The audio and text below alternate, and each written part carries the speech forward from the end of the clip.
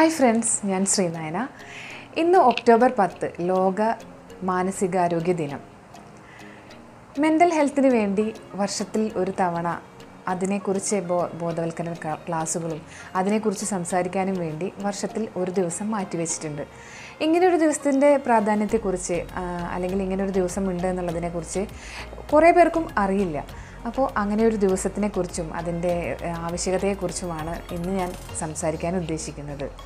1992 world health organisation mental health day ആയി അങ്ങനെ നമ്മുടെ മാനസികാരോഗ്യത്തിനും ഒരു ദിവസം അതിനെക്കുറിച്ച് സംസാരിക്കാനും ഒരു ദിവസം മാറ്റിവെക്കണമെന്ന് തീരുമാനിച്ചത്. വേൾഡ് ഹെൽത്ത് ഓർഗനൈസേഷൻ്റെ ഇത്തവണത്തെ theme young people and mental health in changing world. ഇപ്പോഴത്തെ കാലഘട്ടത്തിന് വളരെ അനുയോജ്യമായ ഒരു ആശയമാണ്. ഇപ്പോൾ എല്ലാവരും ചർച്ച ചെയ്യപ്പെടേണ്ടതും നമ്മളുടെ മക്കളെയൊക്കെ ആ ഒരു നല്ല ട്രാക്കിലേക്ക് കൊണ്ടുപോകാൻ നല്ല ബോധവൽക്കരണ ക്ലാസ്സുകൾ കൊടുക്കേണ്ടതും വളരെ അത്യാവശ്യമാണ്. ഒരാളുടെ വ്യക്തിത്വം പൂർണ്ണമായും രൂപപ്പെടുന്നത് ജനനം മുതൽ ബാല്യം, കൗമാരം കടന്ന് യൗവനത്തിലേക്ക് എത്തുമ്പോഴാണ്. ഇതിൽ ബാല്യവും കൗമാരവും വളരെ ശ്രദ്ധിക്കേണ്ട കാലഘട്ടമാണ്. നമ്മുടെ കുട്ടികളിൽ കുറച്ച് പേർക്കൊക്കെ ഈ ബാല്യവും കൗമാരവും ഭയങ്കര വിഷമിക്കേണ്ട അനുഭവങ്ങൾ, അവർ പ്രതീക്ഷിക്കാത്ത കുറേ സാഹചര്യങ്ങൾ ഒക്കെ ഉണ്ടാവുന്നുണ്ട്. അതൊക്കെ നമ്മുടെ കുഞ്ഞുങ്ങളെ ഡിപ്രഷൻ, ആങ്സൈറ്റി അങ്ങനെയുള്ള ഒരുപാട് ചെറിയ ചെറിയ മാനസിക വൈകല്യങ്ങളിലേക്ക്, മാനസികാവസ്ഥകളിലേക്ക് എത്തിക്കുന്നുണ്ട്. ഉദാഹരണത്തിന് പറയുമ്പോൾ മദ്യപാനിയായ ഒരു അച്ഛൻ വീട്ടിൽ വന്ന് ഒരുപാട് മർദ്ദിക്കുന്നു, അമ്മയെ മർദ്ദിക്കുന്നു, കുട്ടിയെ മോശം വാക്കുകൾ പറയുന്നു. അതുപോലെ തന്നെ ദമ്പതികൾ തമ്മിലുള്ള കോൺഫ്ലിക്റ്റ്, അവരുടെ വേർപിരിയൽ, അതുപോലെ ആത്മാഭിമാനം മുറിപ്പെടുത്തുന്ന കുറേ സംഭവങ്ങളുണ്ടാവുക.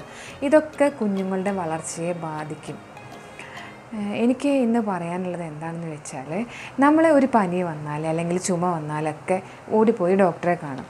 അതുപോലെ തന്നെ വളരെ ശ്രദ്ധിക്കേണ്ട കാര്യങ്ങളാണ് ഇങ്ങനെ നമ്മുടെ മക്കളുടെ മാനസികാവസ്ഥയിലുണ്ടാകുന്ന ചെറിയ ചെറിയ മാറ്റങ്ങൾ. നമുക്ക് പറഞ്ഞിട്ട് അവരുടെ ആ ഒരു അവസ്ഥയ്ക്ക് മാറ്റമൊന്നും വരുന്നില്ല, സുഹൃത്തുക്കളുമായി സംസാരിച്ചിട്ടും പറ്റുന്നില്ല, അങ്ങനെ എല്ലാ ആൾക്കൂട്ടത്തിൽ നിന്നിട്ട് മാറിയിരിക്കുക, അങ്ങനെ സാധാരണ ചെയ്യുന്ന ശീലങ്ങളിൽ നിന്ന് മാറി ചെയ്യുമ്പോൾ ഒന്ന് പ്രത്യേകം ശ്രദ്ധിക്കേണ്ടതാണ്. വിദഗ്ധനായ ഒരു കൗൺസിലറുടെ അടുത്ത് കൊണ്ടുപോയി അവരുടെ സഹായം തേടാവുന്നതാണ്. ചില പേരൻസ് ഉണ്ട്, മക്കളുടെ ഓരോ അഭിപ്രായങ്ങളും കൺസിഡർ ചെയ്യാതെ പഠനത്തിൻ്റെ കാര്യത്തിലാണെങ്കിലും അല്ലെങ്കിൽ തുടർന്നുള്ള ജോലിയുടെ കാര്യത്തിലാണെങ്കിലും അച്ഛനമ്മമാരുടെ ഇഷ്ടങ്ങൾ അവരെ അടിച്ചേൽപ്പിക്കുകയാണ് കുറച്ച് പേരൊക്കെ പതിവ്. അവരോട് എനിക്ക് പറയാനുള്ളത്, ഒരിക്കലും അങ്ങനെ ചെയ്യരുത്. പഠനത്തിൻ്റെ കാര്യങ്ങളാണെങ്കിലും മക്കളുടെ അഭിപ്രായങ്ങളും കൂടി എടുത്ത് അവർക്കിഷ്ടമുള്ള ആ ഒരു ഫീൽഡിൽ അവരെ പോകാൻ അനുവദിക്കണം. ഇല്ലെങ്കിൽ ഒരിക്കലും അവർക്ക് ആ ഒരു തിരഞ്ഞെടുത്തിട്ടുള്ള ഫീൽഡിൽ അല്ലെങ്കിൽ പഠനത്തിൻ്റെ മേഖലയിൽ ഒരിക്കലും നല്ല രീതിയിൽ പെർഫോം ചെയ്യാൻ പറ്റില്ല.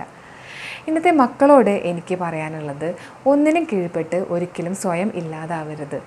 ടെക്നോളജി ആണെങ്കിലും പണമാണെങ്കിലും എന്ത് കാര്യമാണെങ്കിലും നമുക്ക് ആവശ്യത്തിൽ കൂടുതൽ, ഇപ്പോൾ ടെക്നോളജിയൊക്കെ ഒരുപാട് വളർന്നിരിക്കുന്നു, സോഷ്യൽ മീഡിയ എല്ലാം നമുക്ക് ഒരു ലിമിറ്റുണ്ട്. അതിൻ്റെ യൂസേജൊക്കെ ഓവറാകുമ്പോൾ അത് നമ്മുടെ ഫ്യൂച്ചറിനെ തന്നെ ബാധിക്കും. അപ്പോൾ എല്ലാം നമുക്ക് ആവശ്യമുള്ള കാര്യങ്ങൾ യൂസ് ചെയ്യാതെ പറ്റില്ല. വളരെ നല്ല രീതിയിൽ യൂസ് ചെയ്ത് നല്ല ഒരു മാനസിക നില എല്ലാവരും വളർത്തിയെടുക്കണം. എൻ്റെ വീഡിയോ ഇഷ്ടമായെങ്കിൽ ഷെയർ ചെയ്യണം. Okay, thank you.